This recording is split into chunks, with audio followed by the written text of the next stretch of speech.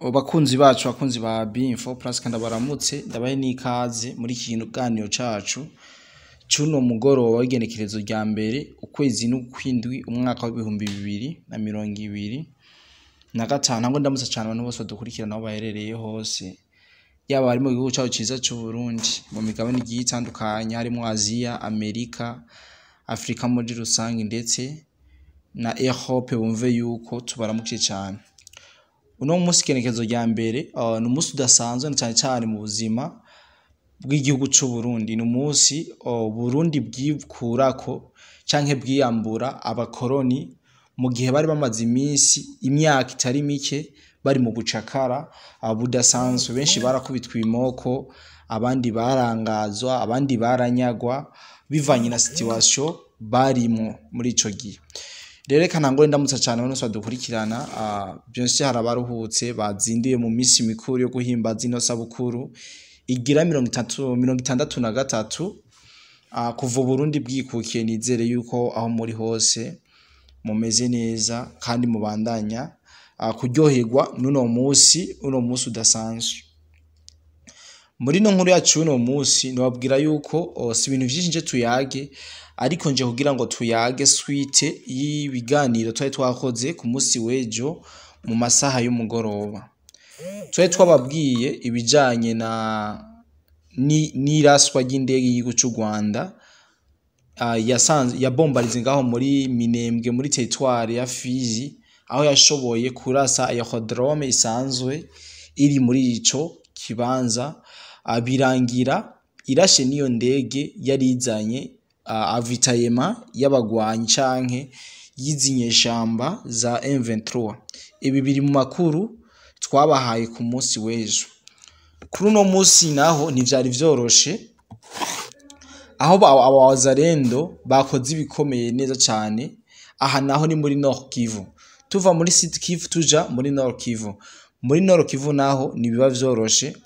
Amakuru y'uno munsi dufise nuko Wazarendo yashoboye gukora ibintu bitari bimenyerewe. Novuga yuko aka gatendo ari rya mbere kabaye mu mateka y'igisigare cy'u Burundi canke kuva intambara itangura.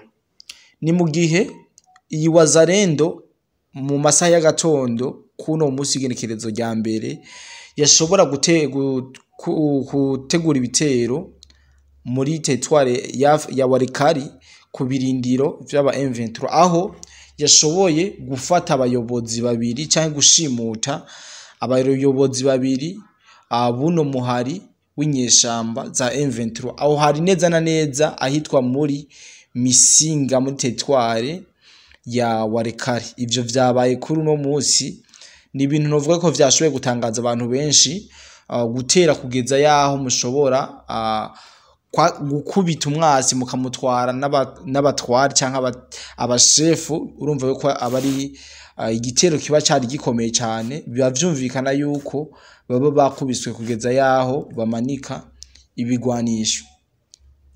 Twovuga yuko iyi Wazarendo yakoze icitwa coup d'etat kuri uyu wa kabiri hajya muri Misinga muri Walikari, bashimuta aba bashefu binyeshamba za M23.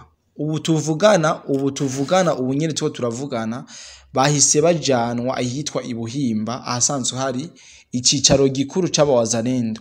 Bakaba bariko barabazwa bongera bababazwa ku buryo budasanzwe. Niko no biva kuko ntibashobora kukubaza batariko barakubabaza narijya uburi umwasi abariwe bariko bararondera, abariwe bariko baragwanya. Rero twabwire ko bashefu babiri ubu bari mu mazi abira biyita muri Ibuhimba. Aya n'amakuru dukura ku mirongo y'urugamba mu bene igihugu ndetse no mu Wazarendo basanzwe bari muri Nord Kivu, abo kwa General Masunzu. Tunabibutsa yuko ari nawe yararongoye ibitero vyo ku munsi w'ejo vyagabwe ngaha muri Haut Plateau Minembwe. Ndazi yuko abantu benshi badukurikanye twashoboye kubabwira mu buryo bwimbitse ibijanye na General Masunzu. N'ubu tuvugana ava Minembwe yongera asimbira muri Walikari. Murumva rero ivyo yakoze muri Walikari.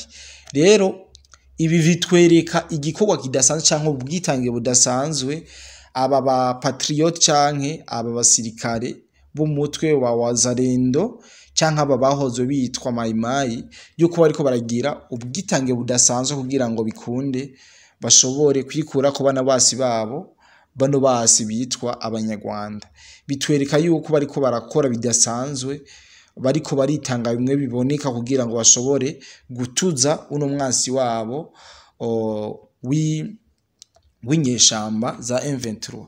Uno munsi hari inkuru idasanzwe nashimiye ko no basangiza, nakuye mu ijambo umukuru w'igihugu cacu General Major Evariste Ndayishimiye yashikiriza mu gihe mu munsi mukuru w'isabukuru y'umwaka ugira 63 igihugu c'u Burundi cikukiye bikuye mu maboko y'abakavamahanga.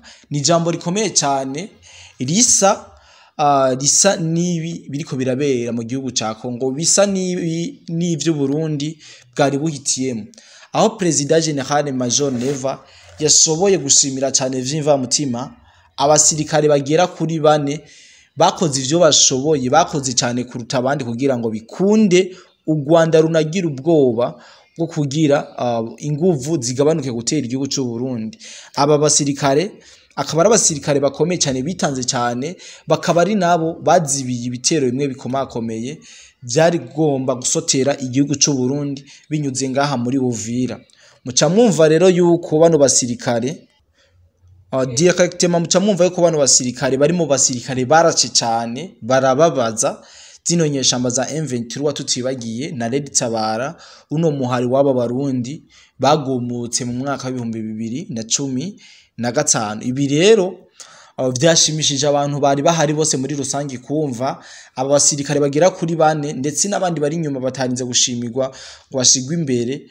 Birumvikana ko atari bo bonyene, hariho n'abandi bayigizemo uruhare, muga president yahisemo ababona yuko bari kwisonga kugira bagwanye ino migwi y'iterabwoba canke zino nyeshamba ntizishobore kugira inguvu. Ni mu gihe bagifata Bukavu na Goma, Sake na Minova, bavuga yuko bagira bafate Uvira bace bafata n'igisagara ca Bujumbura. Aha benshi bagiye badukurikirana mu ntango z'uno mwaka muri Janvier, muri Fevrier twagiye turaba hano makuru ingene vyari bimeze. Murumva yuko yakoze ikintu ciza President de la République, aho yashoboye gutera intege bano basirikare, bakoze ivyo bashoboye, baritanga cyane kuruta abandi kugira ngo umwasi ntaronke ahamenera kugira ngo aze guhungabanya umutekano w'igihugu cy'u Burundi ndetse n'abarundi. Bakaba bashimiwe ndetse bakaba bakomewe amashimwe cyane n'abari bitabiriye ivyo birori canke bari mwiyo anniversaire niko no bivuga cyangwa mwiyo sabukuru, bakomeye amashi bikomeye. Ndavuga ati aba nibo basirikare, abo basirikare bose iyo babokore bose nyiye ku mugozi umwe bagakora igikorwa cy'igihugu, bose bari ku murongo umwe, vyohimbara cyane igihugu ndetse n'abarundi bose muri rusange. Rero mu kurangiza no makuru yacu, reka nongere simire cyane mwese mudukurikirana, ariko sinibagiye kubabwira situation zo mu gisagara ca Uvira. Naganda babwire ko muri gisagara ca Uvira hari calme, ibintu bimeze neza, ibintu bitunganye neza kabisa, ibintu atakidasanzwe. Umutekano ingabo z'u Burundi zibufise 90% arizo ziriko zirakontrola aha mu gisagara ca Uvira. Ikindi no babwira nuko abenshi bari biteze ijambo ry'umukuru w'igihugu cy'u Rwanda, nyini cubahiro President Paul Kagame, ariko aya makuru turacyayoga ko runono kugira ngo dushobore kubaha situation zimeze, ariko ntiturabona ijambo yoba yashikirije, mu gihe bavuga yuko President Paul Kagame akomeye ndetse yoba yarakiriye nabo bahwagiye batandukanye.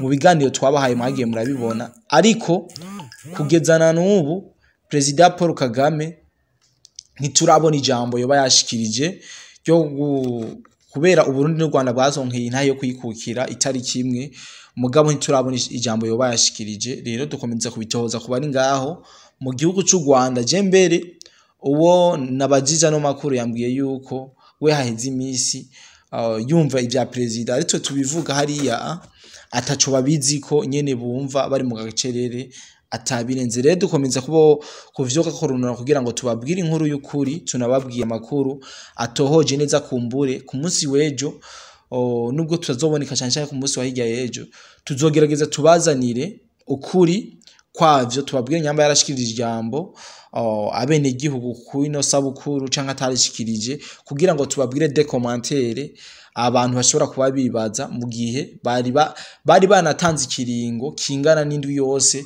cyo kugira ngo bitegurire uno munsi mukuru w'itariki indwi w'itariki imwe y'ukwezi kw'indwi.